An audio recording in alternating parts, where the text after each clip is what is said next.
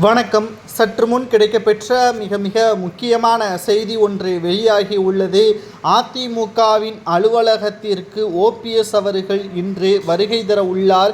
இதனை எதிர்த்து எடப்பாடி பழனிசாமி அவர்கள் கிளர்ச்சி செய்யாமல் இருப்பதற்காக பாதுகாப்பு முன்னெச்சரிக்கையாக காவல்துறை ஆணையாளரிடம் புகார் ஒன்றையும் கொடுத்து பாதுகாப்பு ஏற்பாடுகளையும் தற்பொழுது ஓபிஎஸ் அவர்கள் செய்துள்ளார்.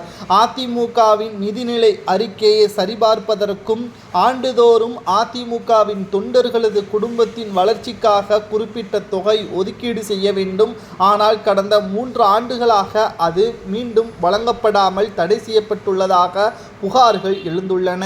ஒருங்கிணைப்பாளர் என்ற முறையில் அதனை சரிபார்ப்பதற்கு ஓபிஎஸ் அவர்கள் செல்ல உள்ளார். மேலும் இது முற்றிலுமாக ஊழல் நடந்திருந்தால் நிச்சயம் அது சம்பந்தப்பட்ட அனைவரது மீது நடவடிக்கை கொடுப்போம் என்றும் ஓபிஎஸ் தரப்பிலிருந்து தகவல்களும் வெளியாகியுள்ளது. சுமார் 750 கோடி வரை ஊழல் நடந்திருக்கலாம் என்ற தகவலும் கிடைக்கப்பெற்றுள்ளது.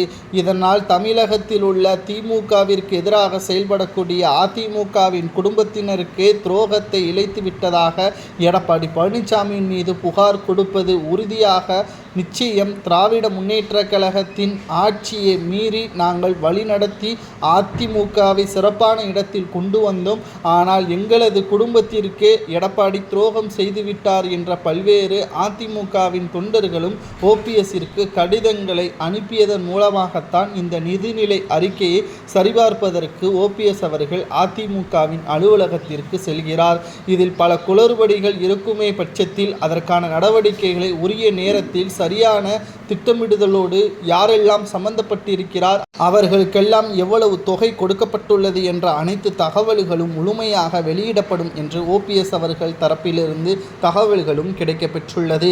நிச்சயமாக எடப்பாடி பழனிசாமி அவர்கள் இதன் மூலமாக அவர் சிறைக்கு செல்லலாம் என்றும், திராவிட முன்னேற்ற கழகத்தை மீண்டும் நாங்கள் வீழ்த்துவோம், அரியணையில் ஏறுவோம், நிச்சயமாக இது நடக்கும் என்றும் ஓபிஎஸ் அவர்கள் கூறியுள்ளார்.